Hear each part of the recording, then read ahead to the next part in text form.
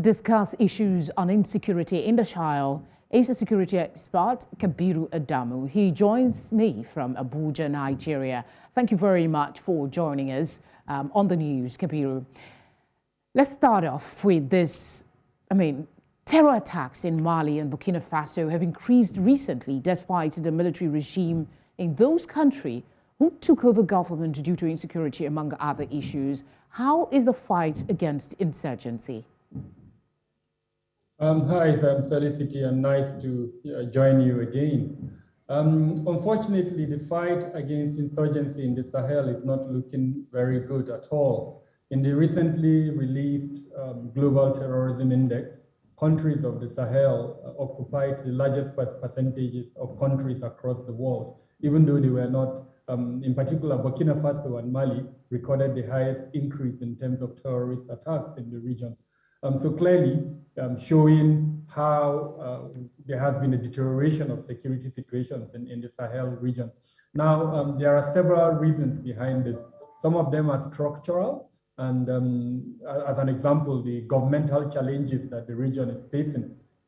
You've talked about Mali, the fact that there have been 2 coups in as many years. But I also wanted to mention the fact that we've seen a leadership change within the IS structure. The US and other coalition members succeeded in killing the leader of IS, and a new leader has emerged. And several terror groups within the Sahel have pledged allegiance to this leader, like it's normally the case. Once they pledge allegiance, we see them increase the tempo of attacks as a way of showing relevance within the global franchise called IS.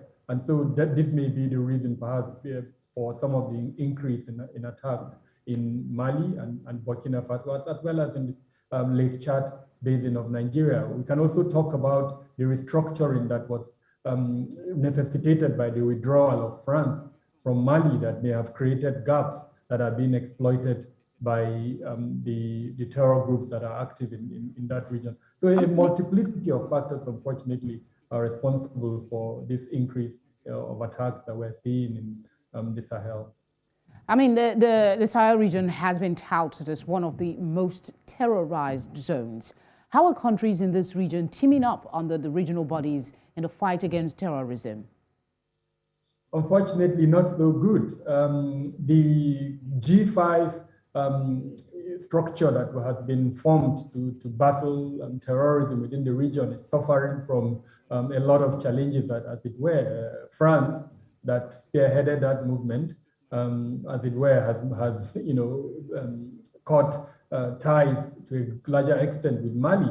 The ECOWAS region has enforced certain bans on Mali, as well as several countries within the region have cut ties with Mali, and that is the headquarters of this G5 arrangement. If you look at the multinational joint task force that is in Chad, it also has its own challenges in terms of the cooperation between the several regions.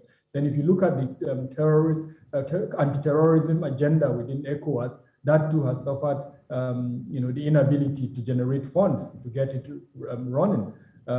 So several challenges, unfortunately, have affected the capacity of the countries within the region to address the issue of terrorism.